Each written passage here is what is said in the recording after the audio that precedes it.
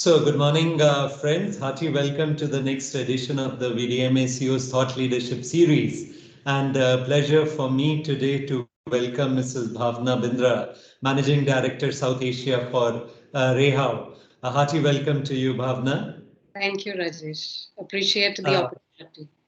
Right. Bhavna is a graduate of Indian Institute of Management, IIM Bangalore. She completed her economics honors from Shriram College of Commerce, Delhi University.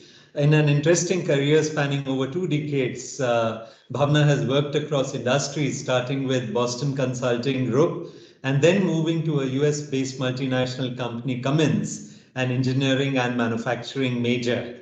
Bhavna has been recognized, friends, by Economic Times ET40 under 40. Besides being among corporate dossiers, Indian Inc.'s rising women leaders. So, hearty welcome to you, Bhavna, and pleasure to have you with us. And thank you for sparing your time to be with us on this interaction today.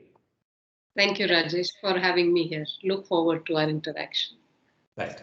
Bhavna, when we come to let's take up the policies of the government, we had the Prime Minister's clarion call for Make in India. Then during the pandemic, we had the Atmanirbhar Bharat program. So in fact, the government is focusing on increasing the manufacturing in India and making India self-reliant or self-resilient. Now, how is Rehau placed here? And what are your plans for the future, Bhavna? Yeah, Rajesh. So I think we've had this buzz, and rightfully so, of Make in India. And of course, the Atmanirbhar Bharat clarion call, as you put it, for a while now. But if I looked at Rehau, I would say, when we first came into India in the late 90s with like a sales presence, typically that's how several companies across Europe and US have looked at entering India. So when we came, we also started in same way. But very quickly after that, we set up our manufacturing here in India. And today, I would say, so we've got 3 manufacturing plants across 2 states in India. We've got several sales offices, and that's not where we will stop. There is a lot of opportunity that we are looking to unearth, both in terms of the market from a size perspective, as well as what we call, local for local products. So, it's not just about bringing in what we have elsewhere in the world and making it happen in India, but making in India for what India wants. And yes, every market is different. And I think Rehau more and more understands that and wants to make sure that it is at the forefront of catering to the local markets with local products. Having said that, one of our, so obviously today, one of our largest businesses is on the furniture solutions side. And 2 of our plants have a big focus on that business. As we look to moving forward, we are also looking at, our second largest division, which is industrial solutions, making an even bigger presence in the country. And, maybe you are or maybe you're not aware, but we have something which is called the third rail, which is what is used in the metro projects. So the metro rails use that. And we are trying to see how we bring in more and more of that in the country to the advantage of what the government has set out as a mandate in a way, and what is the need of the people to have metro rails across more and more cities. So yes, as Rehau, we are trying to see how we make an even bigger presence in that part of the sector for the economy. And the third rail is a big game changer, if I may say, for Rehau, and of course, in partnership with the country. So yeah, lots of thoughts, lots of ideas, and lots of evaluation, planning, and execution that we are working on. Right. No, we wish you all the very best, Bhavna, in all these plans and endeavors of Rehau in India. and very good to hear from you that the term vocal for local, you're taking it quite seriously and implementing it also at Rehav. Yeah.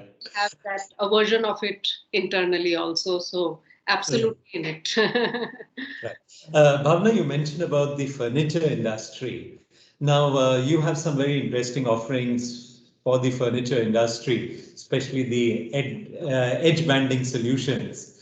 Now, generally in India, one of the challenges, Bhavna, is especially when we look at the furniture industry, it is very unorganized industry. So here, are you finding it challenging to reach out to the potential customers for Rehav? And what I would also like to understand from you, Bhavna, is how do you see the development of the furniture industry in the next maybe 2 to 3 years' time? Hmm.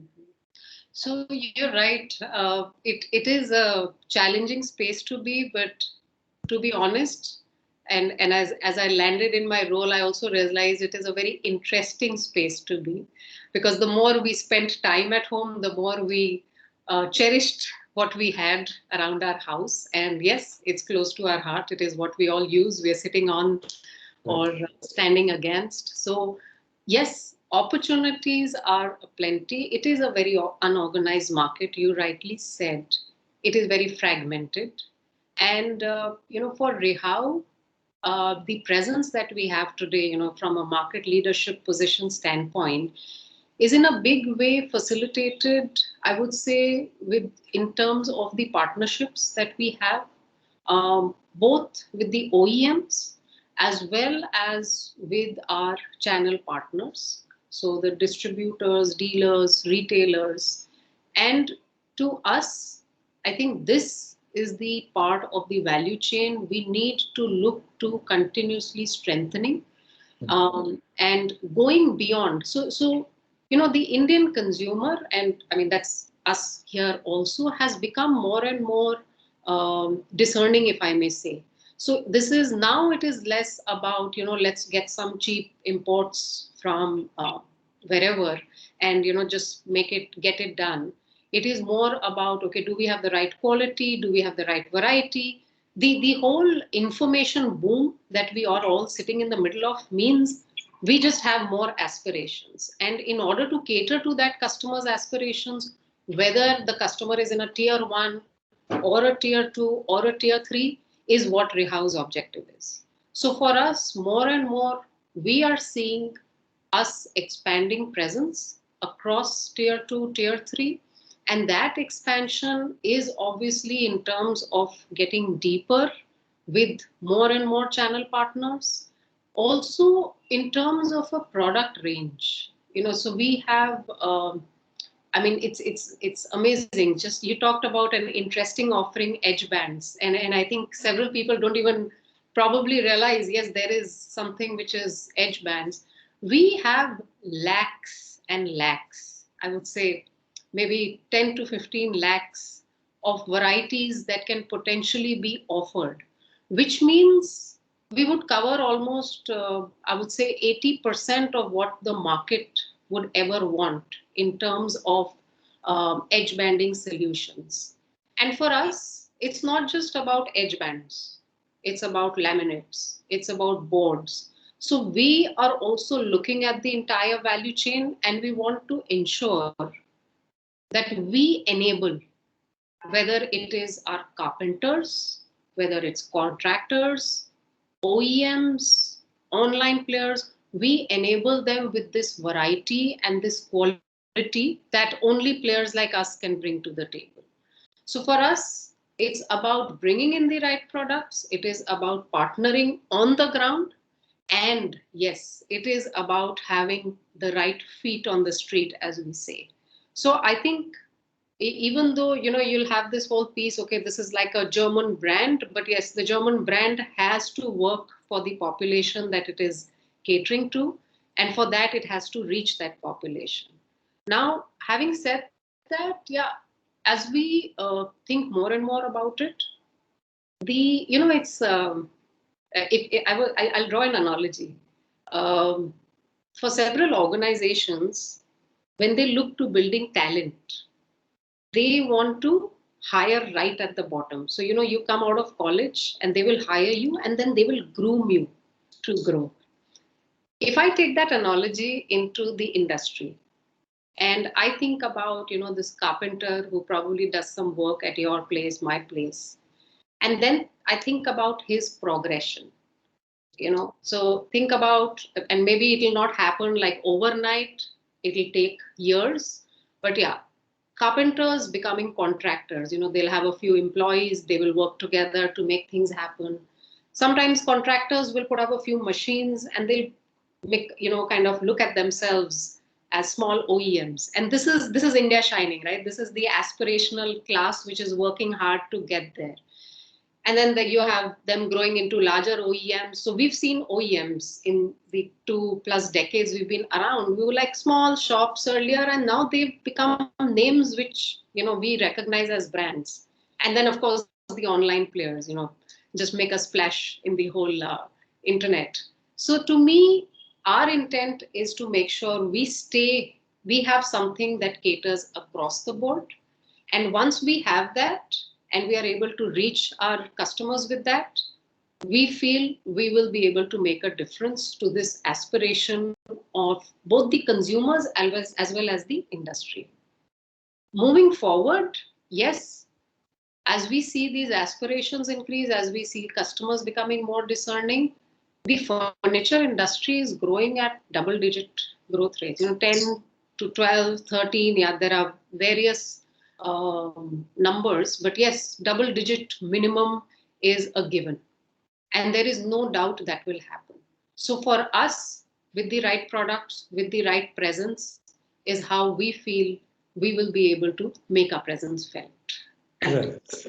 I think it was a very interesting analogy, Bhavna, and thanks for bringing it ahead, because I think that is what actually symbolizes the Indian growth story, the growth of these small enterprises, the micro enterprises. And as you explained, step by step, they have grown and reached a certain position.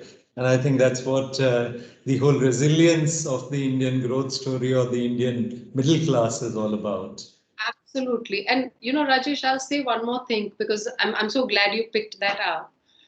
But I think the intent with organizations like Rihao, so you are aware it's a family-owned business, been there for several decades.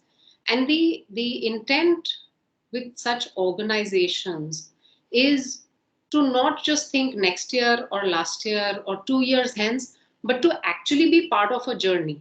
So it's the way a family thinks, right? You think across generations. You're not just like, I'm here, let's just maximize what we can in the next 2 5 years. And that is something which I think the industry has seen and will continue to see, because we will make sure that's the path we always take for our customers. Absolutely. Again, a very valid point, Bhavna, because I think that is what the German Mittelstand or the family-owned businesses are all about. Yes. It's not the short-term gains, but they really look at the long-term picture. And I think that is what really characterizes the German industry. And I think also, as you very correctly pointed out, I think it's a good example of how German companies have been performing in India and looking at a larger picture, at a long-term presence in India rather than just being a short-term presence. Right. Thank you.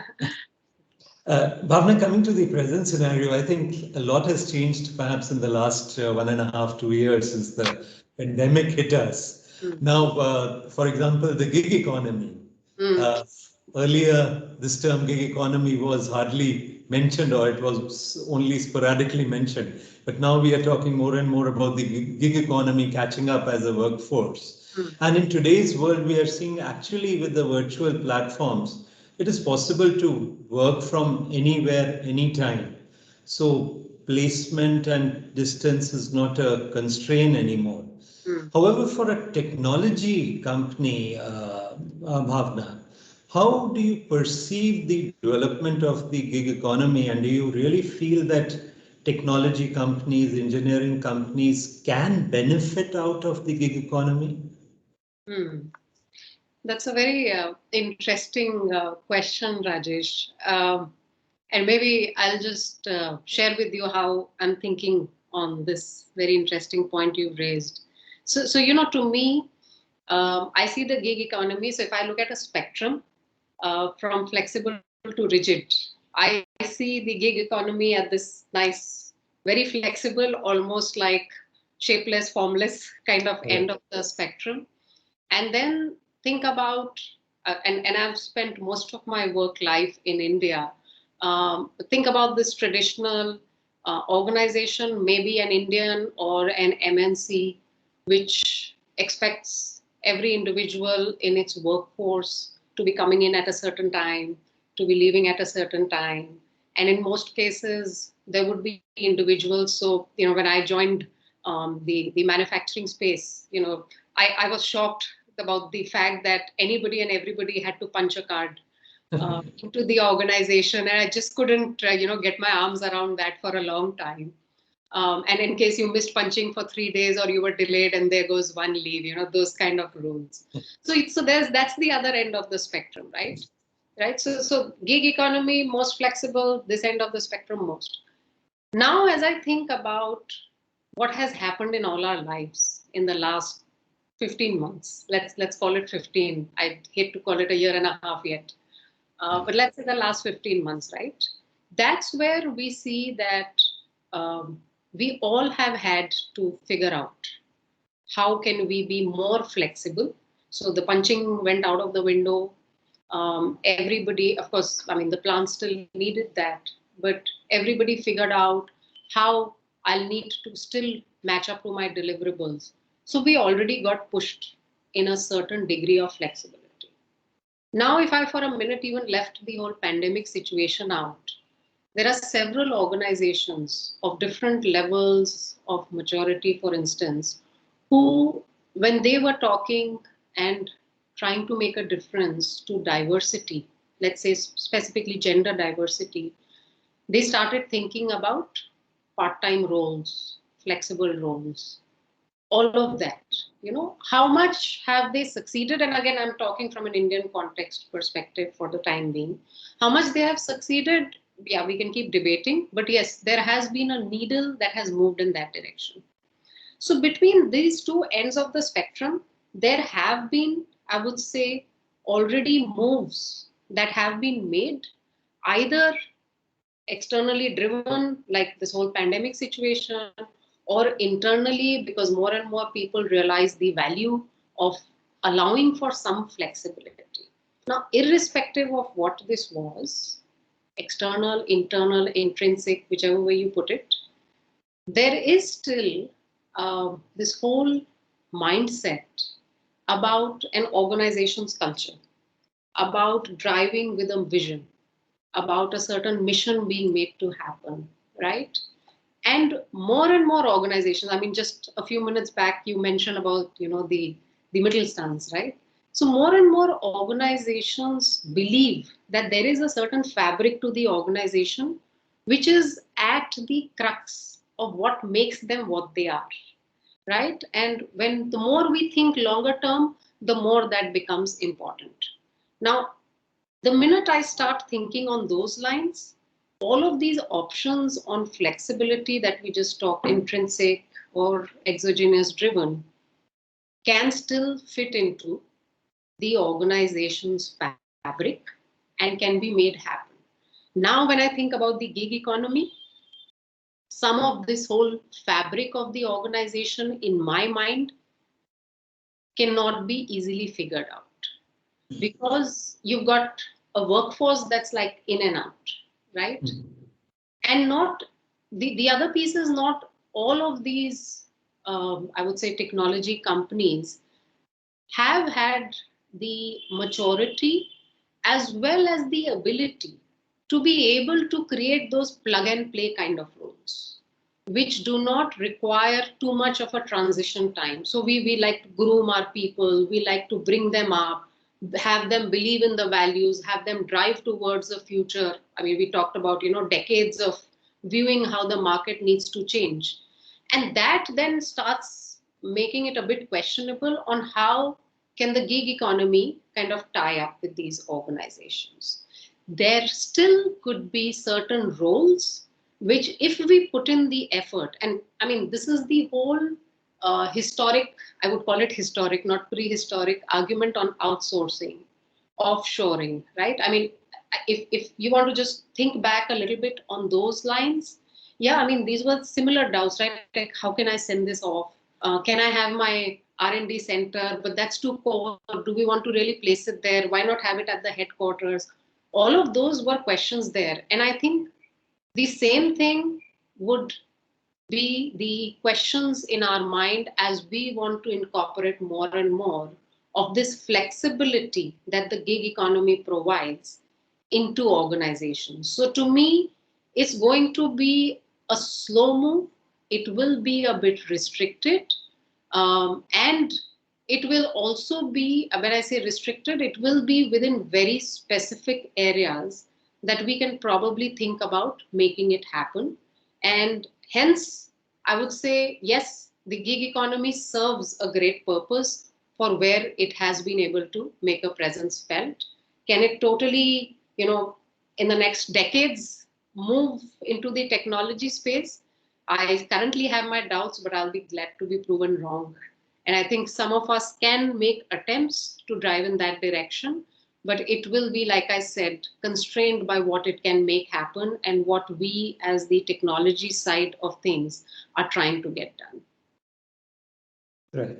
Well, thank you, Bhavna, for explaining it, I think, so well. And I'm sure this would really be of a lot of interest to our viewers, because you've really explained it well, drawn both the sides, and how, in fact, as you rightly said, flexible and rigidity, somewhere it's the attempt to make them meet at certain point, and whatever is possibly where there is an applicability in an engineering field or an engineering company also. Exactly. Right. Bhavna, coming to the India growth story now, if the target is to become a $5 trillion economy by 2025-26. Now, exports have to play an important role. We have a good domestic market, but where we really need to contribute is also India's present contribution in the global value chain is very nominal, just 1.67%, which is quite low. Now, in your opinion, if India has to move up the global value chain, what exactly needs to be done, Bhavna? Yeah, so that's a very pertinent point. I mean, I think we talked aspirations as individuals, especially living in countries like ours. Yes, we work hard, we want to make things happen and rise up the rungs. The same for the economy. So for me, as we think, I mean, this whole, and keep coming back to the pandemic, I think we all keep coming back to it, much as we resist. The whole opportunity, as we saw the constraints on the supply chains globally that were apparent in the last 15 months, there has been the whole thinking around reshoring, right? And to me, as India, it is for us the right time, like we say, is to strike the iron while it's hot. We've had this aspiration for a while. I wouldn't say we've not had it. I would say as long as we've all been around, we've had the aspiration. The point in my mind is, every time we talk about big economies, US, China, European economies, we need to think about what it is they stand for. So whether, let's say, whether it is capacity or scale, when we think about China, or, we think from a precision engineering standpoint, we know what comes to mind, or we think about heavy engineering, again, so we associate different countries with different strengths that have made them what they are today. And the reason I bring in these examples is because as India, we need to see what are those strengths that we need to play on if we are to make a deeper presence in the global value chain. And to me, and this is a personal view, I think our whole demographic dividend, you mentioned the great Indian middle class. So if I didn't get into the semantics of the middle class, but there is a demographic dividend that India um, has. And I think that has not yet been fully exploited, partly constrained by our, I wouldn't just put it as an education system, because I think it is a combination of education and industry, as well as the government kind of playing a role hand in hand. I think we've kind of tried several things. Have we tried enough? The answer is no. Because if you asked anybody anywhere in the globe who knows their stuff, they will know that when you're coming to India and when you're trying to make things happen for India, there isn't one skill set that you will not find, and not find it strong enough. Have we built enough on it? The answer is no. Just a very small example from a recent conversation I was having with an industry veteran. We talked about how a university came together with a large industry, a large company, and actually launched an undergrad degree which catered to a specific requirement for the time being for the company. But as it grew and as it gained traction, the idea was to make that skill set available for all. Have we done enough of this? The answer is no. Do we understand the requirement? The answer is yes. There are enough people wanting to give feedback to the ITIs on how they can make it that much more amenable to employment when it comes to industry. So to me, getting deeper into the global value chain requires, one, to work on this. The second in my mind is, the whole piece around having more and more partnerships. There are enough. So just the way you talked about, yes, there's a domestic market, but we want to make a bigger presence felt. The idea is to use the advantage of the domestic market to bring in more and more partnerships. Because every time you partner with a global player, you move a notch up in your, and when I say you are your, I'm talking about the Indian industry's ability to cut the ice for what can make a mark in the global value chains. And once you've done that, you've created this microcosm, which then starts attracting more to enable this to grow. Also, what it does is it starts creating that right perception in people's mind on what can be made to happen if India is used as the base. So to me, that is the another piece that I think we need to think about. The third, and of course there's a ton of them, but I'm just probably one more. I think we need to do more to showcase ourselves. We work hard. We know several things. We want to make so much happen. But I think we do not aggressively pursue this, a seeking approach, where we showcase, where we highlight. We've been too piecemeal about it. So states will go, yes, India will go, but how much and is it enough? I think that is, so people don't know enough. And I think you probably, stride both the worlds. So you've probably seen this as much, but there are so many times, there are so many people who want to learn more, who want to evaluate more.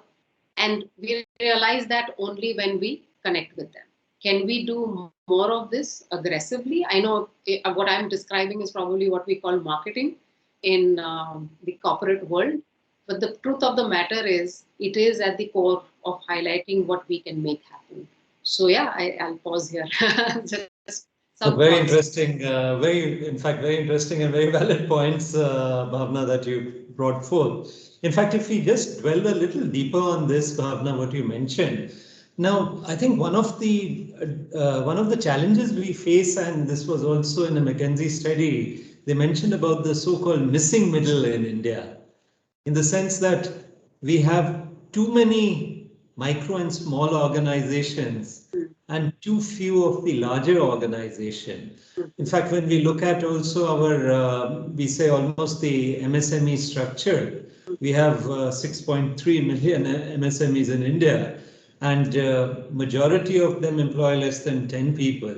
So we certainly have a lot of these small organizations, micro organizations. Now, in your view, Bhavna, how can this progression, what we really need is, as perhaps we were discussing earlier when we were talking about the carpenter starting with a maybe 1 or 2 man activity and then growing and becoming a larger enterprise. I think this is the progression that we need to see in the manufacturing industry or generally in India.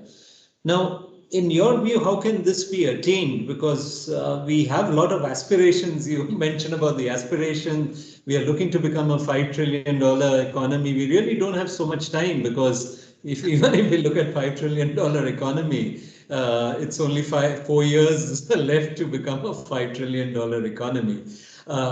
So how would this unfold, Bhavna, going ahead?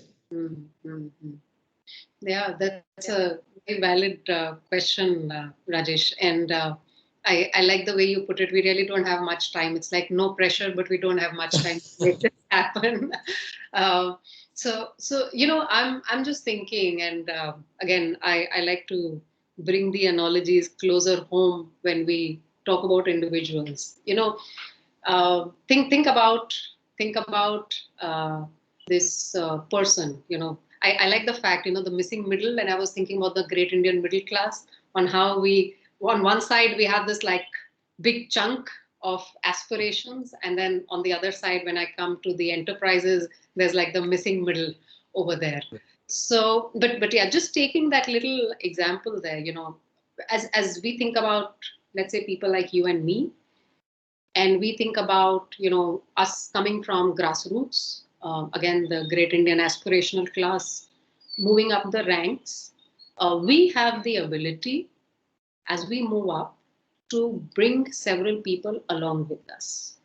Think about the lives we touch and how we can help them cater to their aspirations. So just think about staff that works from us from a household standpoint. Think about how we have the ability to pull them along, to make certain things available for them.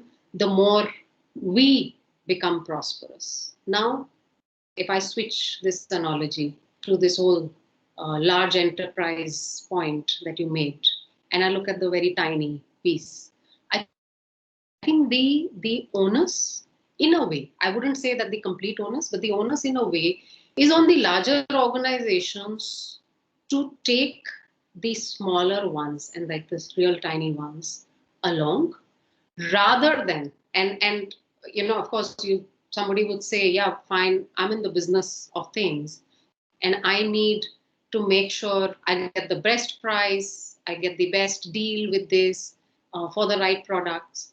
But think about what that 1% price reduction does for the large enterprise versus what that additional 1% price would make happen for that tiny MSME that we are referring to. To me, that is where the difference needs to begin.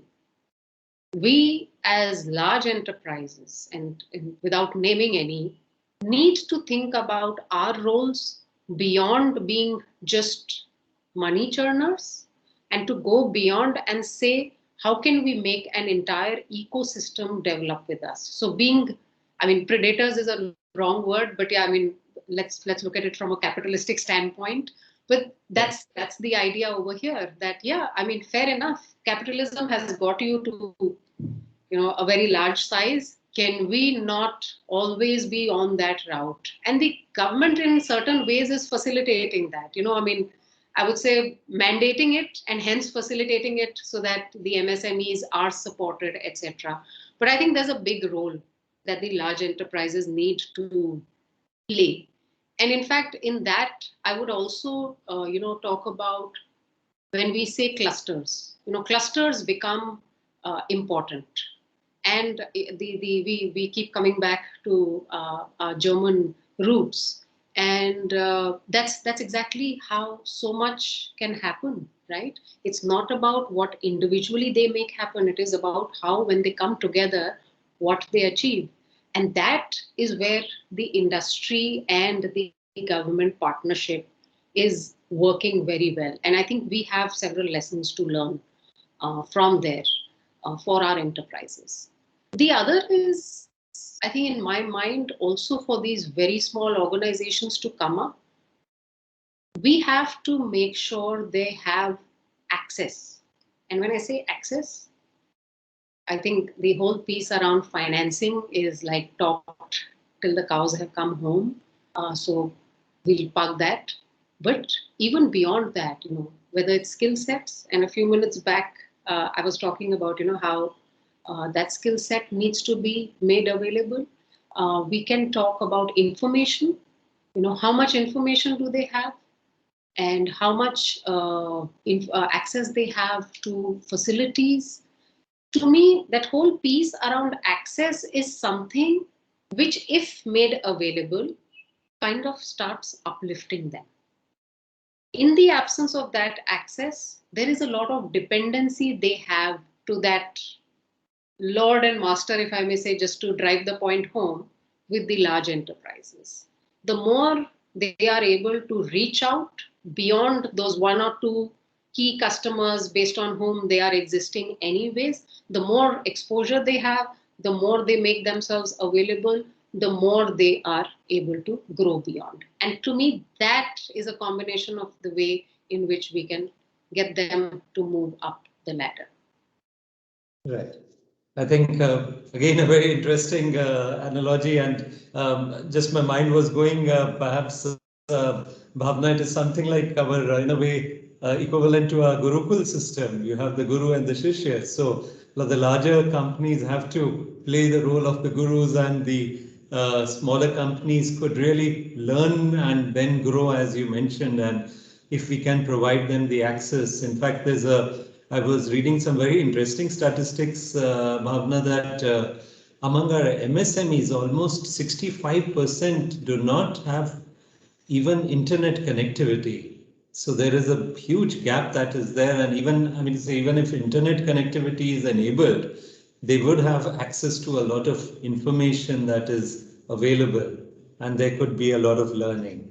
I think it's been really a pleasure interacting and talking with you, Bhavna. Coming to our last question for today, Bhavna, is that because of the unpredictability, unprecedented circumstances in the last 15 months, if we would say so.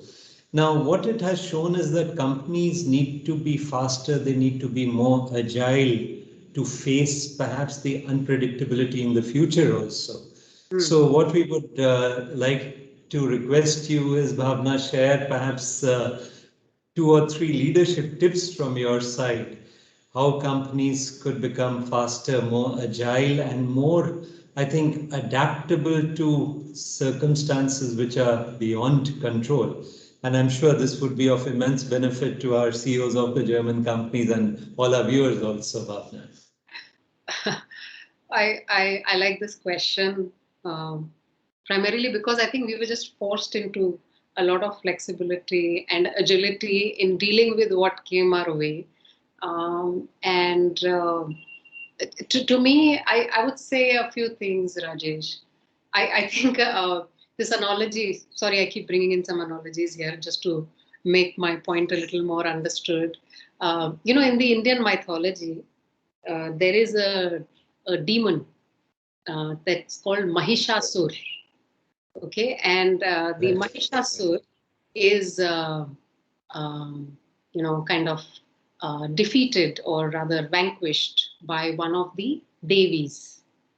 Devis being, basically the divine energy, or the one that takes care of us. And Mahishasur is actually denoted by buffalo. So if you saw the personification of this demon, it's like a buffalo.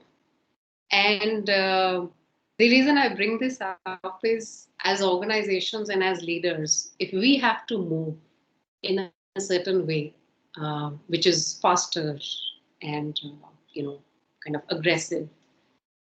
We need to weed out the Mahishasurs from our system, right?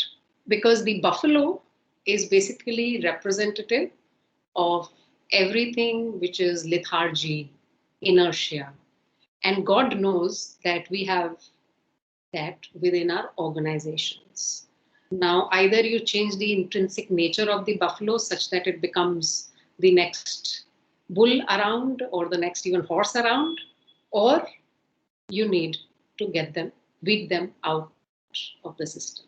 So to me, a leader's expertise lies in one, firstly, believing in the potential that people have that they bring to the table, but then also being quickly able to assess whether that potential is that of this buffalo or there is much more which can then go in a direction you want to take the organization.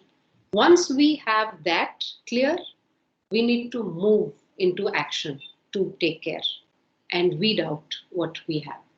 The other is, I think, as leaders, we also need to encourage, a lot of times, some of us, and I wouldn't totally exclude myself, but a lot of times some of us have this thing about we'll make this change and, let's just go.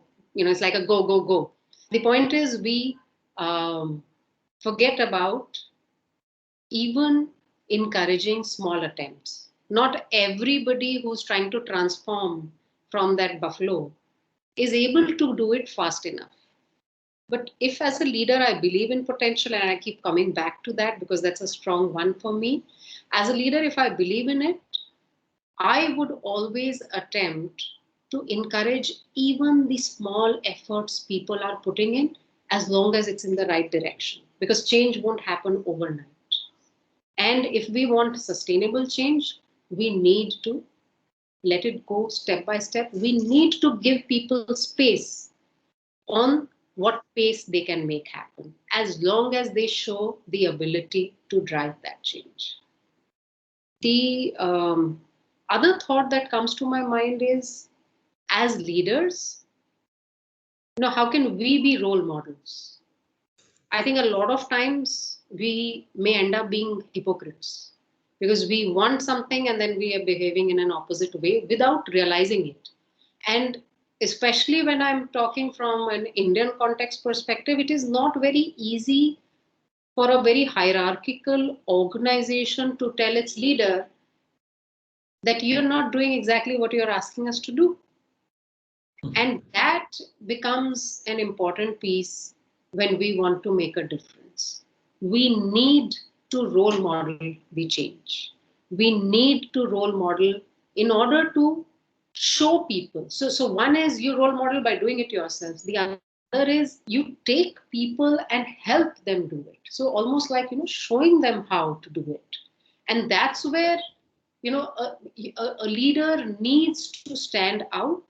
A leader needs to be at it. You need to be at it. You cannot be like, okay, today I'll be at it and tomorrow I don't feel like being at it. To me, it is important because everybody is watching what you say, what you do. And the only way you make it happen is by actually showing how, and not just showing prescriptively how, but also doing it yourself. So yeah, Rajesh, that's what my thoughts are.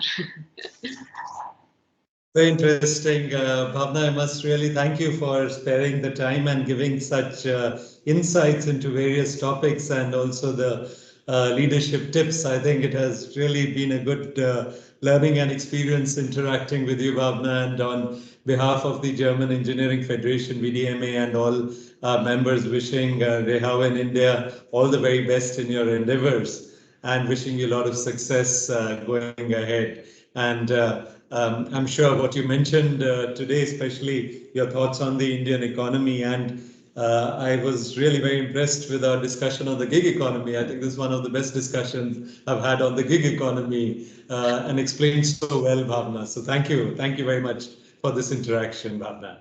Thank you so much, Rajesh. Appreciate. Bye-bye. Right. Stay well, Bhavna. Right. Goodbye. Take care. Yeah.